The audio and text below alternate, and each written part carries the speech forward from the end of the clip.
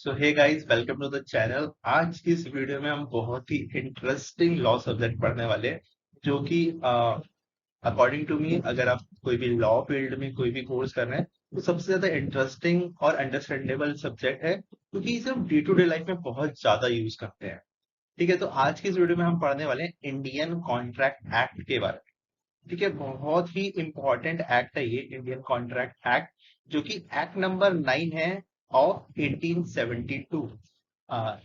देखिए, हर ईयर में एक्ट, काफी सारे एक्ट पास होते हैं, तो ये 9th एक्ट है जो 9वें नंबर पे पास हुआ था 1872 में। ठीक है, तो इसके बारे में हम कुछ बेसिक पढ़ लेते हैं। बेसिक जैसे कि date of enactment and date of investment, दोनों में थोड़ा सा फर्क होता है, लिटिल बिट डिफरेंस। जैसे कि 25 अप्रैल 1872 को ये एक्ट बन गया था, बट ये लागू नहीं हुआ था, इन्फोर्समेंट में नहीं आया था। ये इन्फोर्समेंट में आया था 1 सितंबर 1972 को। ठीक है, तो ये एक बेसिक इसके बारे में इंफॉर्मेशन है। ये आपको ऑलमोस्ट हर एक्ट की पता होनी चाहिए, काफी सही रहता है। ओवरव्यू ऑफ एक्ट, हम एक्ट की कुछ बेसिक इंफॉर्मेशन आपके साथ बताना चाहते हैं। सबसे पहले तो सेक्शन 1 to 75, जो कि बात करता है general principle of the contract. General principle से इसका मतलब है कि कॉन्ट्रैक्ट क्या है, किससे फॉर्म होता है, क्या क्या एसेंशियल इंग्रेडिएंट्स होते हैं, कौन से कॉन्ट्रैक्ट्स वैलिड होते हैं, कौन से इनवैलिड होते हैं। जो भी जनरल प्रिंसिपल्स हैं कॉन्ट्रैक्ट को फॉर्म करने में यूज होते हैं, वो सारे डील करते हैं सेक्शन 1 to 75। ठीक है, सेक्शन 76 to 126 रिपील्ड हो चुके हैं। पहले ये इंडियन कॉन्ट्रैक्ट एक्ट का पार्ट था, अब इंडियन कॉन्ट्रैक्ट एक्ट का पार्ट नहीं है। ठीक है, तो ये अब एक अलग सेपरेट एक्ट बन गया, सेपरेट लेजिस्लेशन बन गया, जो कि डील करता है सेल्स ऑफ गुड एक्ट। 1930 में एक अलग एक्ट बन गया, सेल्स ऑफ गुड एक्ट। पहले इंडियन कॉन्ट्रैक्ट एक्ट का पार्ट था, बट अब पार्ट नहीं है। ठीक है, अब सेक्शन 124, 124 से लेके 238 तक, जो कि हमारे जो सेक्शंस हैं, ये डील करते हैं स्पेसिफिक कॉन्ट्रैक्ट एक्ट की। अगर आप देखेंगे आपके लॉ सिलेबस में ये दो पार्ट्स में पढ़ाया जाता है, कॉन्ट्रैक्ट 1 एंड कॉन्ट्रैक्ट सेकंड, जो कि जनरल प्रिंसिपल और हमारा जो है स्पेसिफिक प्रिंसिपल, स्पेसिफिक कॉन्ट्रैक्ट्स के बारे में डील करता है।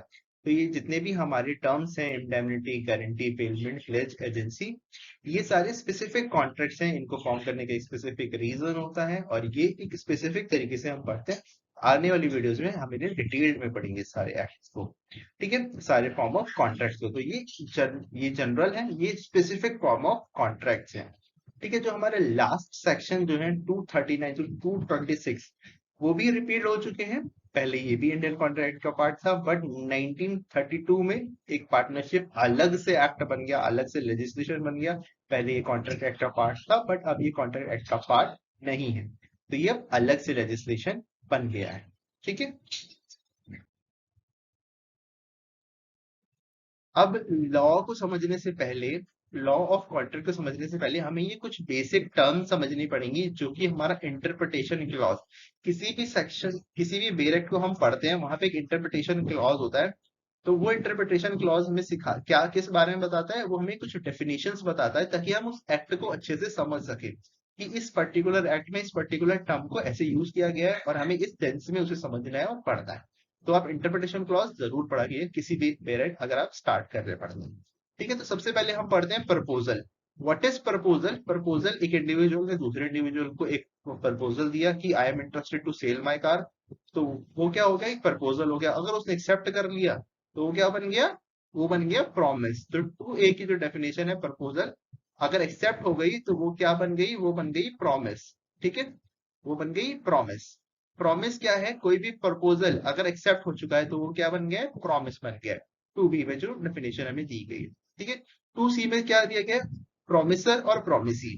ठीक है, प्रॉमिसर वो बंदा होता है जो प्रॉमिस कर रहा है। ठीक है, अगर मैंने आपको ऑफर किया अपनी कार सेल करने के लिए, तो मैं हो गया प्रॉमिसर, और आपने उसे एक्सेप्ट कर लिया तो आप हो गए प्रॉमिसी। ठीक है, तो जो जिसने प्रपोजल बनाया वो हो गया प्रॉमिसर, और जिसने एक्सेप्ट किया वो हो गया प्रॉमिसी। ठीक है, और उन दोनों का प्रॉमिस बन गया कॉन्ट्रैक्ट। ठीक है, पर वो कॉन्ट्रैक्ट इनकम्प्लीट है विदाउट कंसिडरेशन। कंसिडरेशन बहुत ज्यादा इंपॉर्टेंट रोल प्ले करता है किसी भी कॉन्ट्रैक्ट में। वैसे तो इसके भी एक्सेप्शंस हैं, बट वो हम आगे पढ़ेंगे। पर यहाँ पे हम पढ़ते हैं बेसिक डिटेल्स कि कंसिडरेशन क्या होता है। Consideration mean something in return. कोई भी कॉन्ट्रैक्ट विदाउट कंसिडरेशन कंसिडर नहीं किया जाता। अगर उसमें कंसिडरेशन एब्सेंट है तो वो कॉन्ट्रैक्ट कॉन्ट्रैक्ट नहीं कहलाया जाएगा। ठीक है, अब क्या है एन एग्रीमेंट। एग्रीमेंट हम ऊपर पढ़ के आ चुके हैं। ठीक है, तो एग्रीमेंट दोबारा डिस्कस। ठीक है, एग्रीमेंट बेसिकली कोई भी प्रॉमिस या सेट ऑफ प्रॉमिस दो इंडिविजुअल्स आपस में करें विद द कंसिडरेशन, उसे हम एज एन एग्रीमेंट कंसिडर करेंगे। ठीक है, वॉइड एग्रीमेंट्स वो एग्रीमेंट्स होते हैं जो लॉ ने परमिट नहीं की हैं, वो हैं वॉइड एग्रीमेंट्स। ठीक है, वॉइड वैलिड कॉन्ट्रैक्ट्स कौन से कॉन्ट्रैक्ट्स होते हैं जिन्हें लॉ की परमिशन मिली हुई है। ठीक है, वॉइडेबल कॉन्ट्रैक्ट्स क्या होते हैं कि पहले वैलिड थे फिर बाद में अनवैलिड हो गए। ठीक है, पहले वो वैलिड थे पर बाद में अनवैलिड हो गए, कोई कंडीशन ऐसी आ गई उसमें कि अब वो फुलफिल नहीं हो सकता, तो वॉइडेबल हो गए। ठीक है, इन तीनों टॉपिक्स को हम आने वाली वीडियोस में अच्छे से डिस्कस करेंगे। ठीक है, अभी के लिए बस इतना बेसिक समझ लीजिए, क्योंकि अभी हम एक ओवरव्यू कर रहे हैं एक्ट का। ठीक है, नेक्स्ट है essential elements of a contract. Essential elements बहुत इंपॉर्टेंट रोल प्ले करते हैं। सबसे पहला है देखो, जो फर्स्ट असेंशियल एलिमेंट है, इसने सिंगल हैंडेडली तीन मेन असेंशियल एलिमेंट्स एक कॉन्ट्रैक्ट के अपने अंदर कर्टेल कर रखे हैं।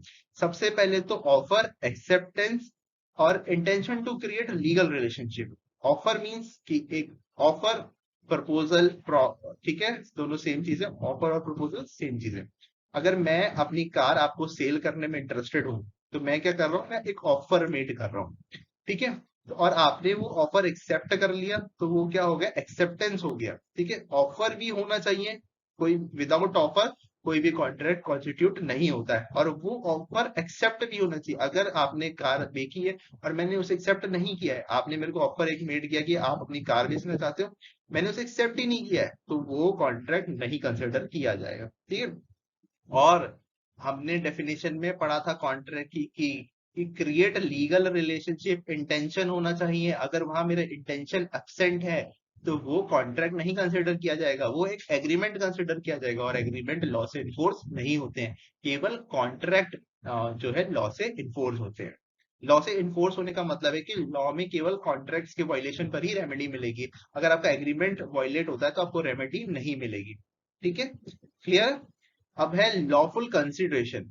लॉफुल कंसिडरेशन मतलब कंसिडरेशन मतलब something in return, quite pro क्यो, that means something in return. यहाँ पे लिखा हुआ है समथिंग इन रिटर्न, कुछ होना चाहिए रिटर्न में। जैसे सपोज मैंने आपको अपनी कार बेची 20,000 रुपए में, तो आपने मुझे अपनी वो जो मेरी कार के बदले में मुझे 20,000 रुपए दिए, तो मेरा कंसिडरेशन है 20,000 रुपए, और आपका कंसिडरेशन क्या है, एक कार। ठीक है, तो समथिंग इन रिटर्न, कुछ रिटर्न में होना चाहिए, और वो जो कंसिडरेशन है वो लॉफुल होनी चाहिए। ठीक है, अनलॉफुल कंसिडरेशन कंसिडर नहीं की जाएगी। जैसे मैं बोलूं मैं आपको ड्रग्स बेच दूं आपकी कार के बदले में, या फिर कोई भी अनलॉफुल मीन्स, तो उसको एज एन कंसिडरेशन कंसिडर नहीं किया जाएगा। ठीक है, अब मैं capacity to contract, one of the essential important feature है कोई भी कॉन्ट्रैक्ट फॉर्म करने का। अगर आपकी कैपेसिटी ही नहीं है उस कॉन्ट्रैक्ट में आने की, तो उस कॉन्ट्रैक्ट को कंसिडर नहीं किया जाएगा। सबसे पहले तो आपकी जो एज है वो 18 ईयर से अबव होनी चाहिए। कोई भी माइनर जो है वो कॉन्ट्रैक्ट की पार्टी नहीं बन सकता। ठीक है, वो बेनिफिशियरी हो सकता है, बेनिफिशियरी मतलब वो benefit of the contract enjoy कर सकता है। ठीक है, पर वो पार्टी ऑफ द कॉन्ट्रैक्ट नहीं हो सकता है। ये बेनिफिशियरी वाली जो टर्म है अभी के लिए इतना समझो, आने वाली वीडियोस में हम इसे अच्छे से डिटेल में पढ़ेंगे। ठीक है, साउंड माइंड का पर्सन होना चाहिए, person must be a sound mind, partially और टेम्परेरी।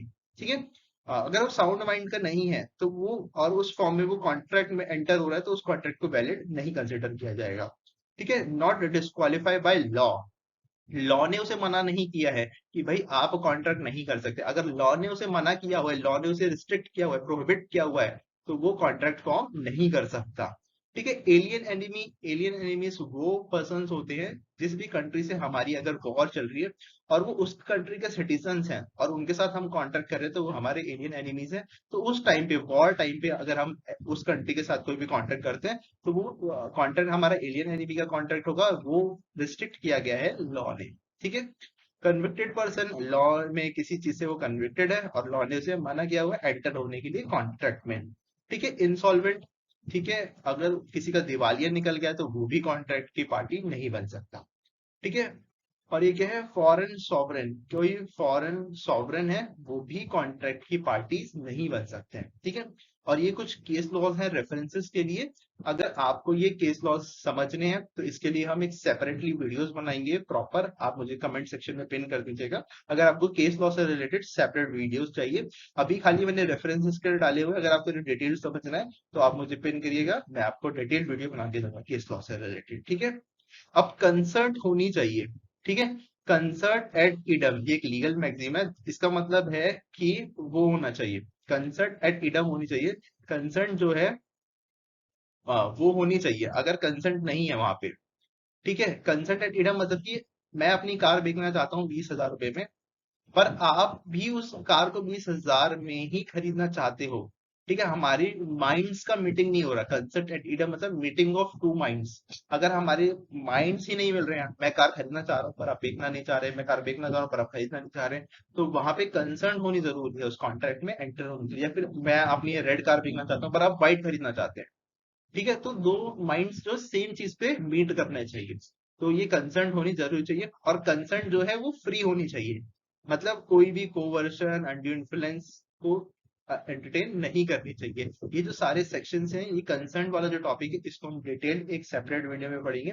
बहुत ही इंपॉर्टेंट है और बहुत ही मजेदार है, किसी भी कॉन्टेंट को फॉर्म करने के लिए कंसर्न होनी चाहिए, कंसर्न फ्री होनी चाहिए, ठीक है। कोई भी इन्फ्लुएंस नहीं होना चाहिए, कोई भी अदर सोर्स नहीं होना चाहिए कंसेंट में, ठीक है। कंसेंट फ्री होनी चाहिए, तो free consent must be present होनी चाहिए किसी भी कॉन्ट्रैक्ट में, ठीक है। लॉफुल ऑब्जेक्टिव होना चाहिए, जो भी ऑब्जेक्टिव होगा आपका उस कॉन्ट्रैक्ट को फॉर्म करने का, वो लॉफुल होना चाहिए।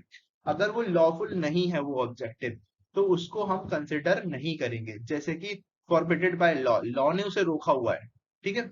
लॉ ने मना किया हुआ है कि आप ऐसे कॉन्ट्रैक्ट नहीं कर सकते, जैसे गैम्बलिंग से रिलेटेड, ठीक है। आप कोई कॉन्ट्रैक्ट नहीं कर सकते हैं, तो वो नहीं कर सकते। आप फ्रॉडुलेंट नहीं होना चाहिए, आप सरकार को धोखा देने के लिए कोई कॉन्ट्रैक्ट कर रहे हैं, या फिर आप प्रॉपर्टी का जो है माल प्रैक्टिस कर रहे हैं, आप प्रॉपर्टी अनऑथोराइज प्रॉपर्टी को सेल कर रहे हैं, तो वो भी क्या है, वो फ्रॉड कर रहे हो ना आप किसी के साथ, तो वो भी परमिटेड बाय लॉ नहीं है, ठीक है। और ये इंसॉल्वेंट पर्सन जो है, ठीक है, वो कोई कॉन्ट्रैक्ट फॉर्म कर रहा है तो उस कॉन्ट्रैक्ट को भी कंसिडर नहीं किया जाता है, ठीक है। ये सारे कॉन्ट्रैक्ट्स मतलब कि जो भी कॉन्ट्रैक्ट्स आप फॉर्म कर रहे हैं वो लॉफुल होने चाहिए, लॉफुल नहीं है तो उस कॉन्ट्रैक्ट को कॉन्ट्रैक्ट कंसिडर नहीं किया जाएगा, ठीक है। पॉसिबिलिटी ऑफ परफॉर्मेंस, अब ये बहुत इंपॉर्टेंट कॉन्ट्रैक्ट है। जो भी आप कॉन्ट्रैक्ट कर रहे हैं, पॉसिबिलिटी होनी चाहिए उसकी परफॉर्मेंस की। अगर आप पॉसिबल ही नहीं है परफॉर्म करना वो कॉन्ट्रैक्ट, तो वो कॉन्ट्रैक्ट कंसिडर नहीं किया जाएगा, पॉसिबल होना चाहिए। सपोज आजकल मतलब आजकल नहीं, वैसे लड़के अपनी गर्लफ्रेंड्स को बोल देते हैं कि मैं आपके लिए चांद तारे तोड़ के ला सकता हूँ, बट टेक्निकली वो पॉसिबल नहीं है ना। अब भाई चांद पे जाना इतना आसान नहीं है, तो ये पॉसिबल नहीं है, तो उसको परफॉर्म करना पॉसिबल नहीं है। तो मैं आपको बोल दूं कि भाई मैं बारिश रोक दूंगा, मेरे राज्य में बारिश नहीं आएगी या फिर बाढ़ नहीं आएगी, तो वो पॉसिबल नहीं है। मैं सेफ्टी मेजर्स ले सकता हूँ पर बिल्कुल बंद नहीं कर सकता, क्योंकि मैं गॉड नहीं हूँ, ठीक है। तो ऐसे कॉन्ट्रैक्ट जिनकी पॉसिबिलिटी वो नहीं है कर पाना, तो वो कंसिडर नहीं किए जाते, ठीक है। जो भी कॉन्ट्रैक्ट में आप एंटर हो रहे हैं उसको परफॉर्म करना पॉसिबल होना चाहिए, ठीक है। तो ये हमारे कुछ असेंशियल एलिमेंट्स थे कॉन्ट्रैक्ट के। तो एग्रीमेंट हम डिस्कस कर चुके हैं ऊपर वाली स्लाइड में, ठीक है। तो बेसिकली इसमें यही थोड़ा डिटेल्ड में, थोड़ा प्रेजेंटेबल वे में आपको कॉन्ट्रैक्ट एग्रीमेंट समझाया गया है, ठीक है। ऑफर होना चाहिए, एक्सेप्टेंस होना चाहिए, और वो एक प्रॉमिस बन जाता है, उसको हम एज एन एग्रीमेंट कंसिडर करते हैं, ठीक है। और इसमें मस्ट बी कंसिडरेशन प्रेजेंट होनी चाहिए, ठीक है। आप रेफरेंस के लिए आंसर राइटिंग में से यूज कर सकते हैं, काफी प्रेजेंटेबल वे में है ये, ठीक है। अब बात करते हैं ऑफर की, ठीक है। हमारा जो सेक्शन 2A है ये बात करता है ऑफर की, ठीक है। तो ऑफर क्या है, एक जैसे सपोज एक पर्सन ए है, ठीक है, एक पर्सन बी है। पर्सन ए ने एक ऑफर मेड किया पर्सन बी के लिए कि वो अपनी कार सेल करना चाहता है, ठीक है। वो अपनी कार सेल कर रहा है किसको, बी को, ठीक है। तो ये क्या है, उसने ऑफर मेड किया, ए ने ऑफर मेड किया बी के लिए, ठीक है। Offer proposal both are same things, ठीक है। तो उसने ऑफर बनाया, तो बी उस ऑफर को एक्सेप्ट करेगा तभी वो कॉन्ट्रैक्ट बनता है, अगर उसको एक्सेप्ट नहीं करेगा तो वो कॉन्ट्रैक्ट नहीं बनेगा। तो जो ऑफर है, ऑफर क्या है, एक कम्युनिकेशन के थ्रू बी तक पहुंचना चाहिए। अब वो कम्युनिकेशन का जो मोड है, वो मोड कोई भी हो सकता है, ठीक है। कम्युनिकेशन का मोड कोई भी हो सकता है जो वो करना चाहता है। सबसे पहले क्या मोड हो सकता है? टेक्निकली मोड हो सकता है, जैसे कि मैं उसे एक ईमेल लिख दूं, मैं व्हाट्सएप कर दूं उसे, मैं चिट्ठियां लिख दूं, या फिर मैं डायरेक्टली जाके उसे बोल दूं, बट कम्युनिकेट होना चाहिए वो ऑफर। ठीक है। Offer must be communicated. ठीक है। और ऑफर एक्सेप्ट तब होगा जब कम्युनिकेशन कंप्लीट हो जाएगा। जैसे ए ने बी को ऑफर मेड किया कि मैं अपनी कार बेचना चाहता हूँ 20,000 रुपए में, 20K में। ठीक है। तो और बी ने क्या किया, उसको वापस कम्युनिकेट किया कि हाँ मैं इसको एक्सेप्ट करता हूँ या फिर रिजेक्ट करता हूँ, कुछ भी हो सकता है। बट अगर उसने उसको आंसर नहीं दिया है तो उस ऑफर को एक्सेप्टेड कंसिडर नहीं किया जाएगा। कम्युनिकेशन कंप्लीट होना चाहिए। ठीक है। अब ये कुछ रेफरेंसेस के लिए केस लॉज है, आप एक बार गो थ्रू हो जाइएगा इनसे, और मुझे पिन कमेंट में आप प्लीज बताइएगा अगर आपको केस लॉ से रिलेटेड एक सेपरेट वीडियो चाहिए तो। ठीक है। तो अब हम बात करते हैं कुछ टाइप्स ऑफ ऑफर की। सबसे पहले आता है general offer. General offer basically बात करता है पब्लिक एट लार्ज, मतलब पब्लिक एट लार्ज में जनरल पब्लिक में कोई भी आके उस ऑफर को एक्सेप्ट कर सकता है। ठीक है। सारी पब्लिक के लिए ओपन होता है। जैसे मॉल्स में शॉपिंग सेल्स के जो ऑफर्स होते हैं वो क्या होते हैं, वो पब्लिक एट लार्ज को वेलकम करते हैं कि भाई आओ सस्ते में सामान खरीद के जाओ। ठीक है। तो पब्लिक एट लार्ज को वेलकम कर रहे हैं। तो general offer basically public at large के लिए बनता है, सबके लिए ओपन होता है। ये बहुत फेमस केस है, आप एक बार केस से गो थ्रू हो Carlill versus Carbolic Smoke Ball Company. General offer का बहुत क्लासिक केस लॉ है। ठीक है। अब ये हमारा एक स्पेसिफिक ऑफर है। जैसे जनरल ऑफर किसके लिए बनता था, पब्लिक एट लार्ज के लिए, तो ये किसके लिए बनता है, स्पेसिफिक इंडिविजुअल के लिए। ठीक है। स्पेसिफिक इंडिविजुअल और ग्रुप ऑफ इंडिविजुअल, पर स्पेसिफिक लोगों के लिए बनता है। ठीक है। इसको एक्सेप्ट भी वही कर सकते हैं, कोई और थर्ड पर्सन एक्सेप्ट नहीं कर सकता है। ठीक है। जैसे सपोज मेरे लिए कोई आपने एक ऑफर बनाया तो मैं ही इसे एक्सेप्ट कर सकता हूँ, मेरे बिहाफ पे कोई और पर्सन इसको एक्सेप्ट नहीं कर सकता। ठीक है। तो ये specific offer as name suggest. ठीक है। अब है काउंटर ऑफर। सपोज नॉर्मली ये होता है बार्गेनिंग के टाइम पे, हमने बहुत कॉमनली यूज होता है बार्गेनिंग के टाइम पे। सपोज आपने एक ऑफर, मैं एक शॉपकीपर हूँ, मैंने बोला कि मैं 200 का टॉप बेचूंगा, सामने से एक लड़की है उसने बोला कि नहीं मैं तो 50 में लेके जाऊंगी भाई। तो ये क्या है, काउंटर ऑफर है। ठीक है। तो एक ऑफर मैंने आपको दिया, आपने उसके अगेंस्ट में मुझे एक ऑफर दिया, तो वो ऑफर हो गया काउंटर ऑफर। ठीक है।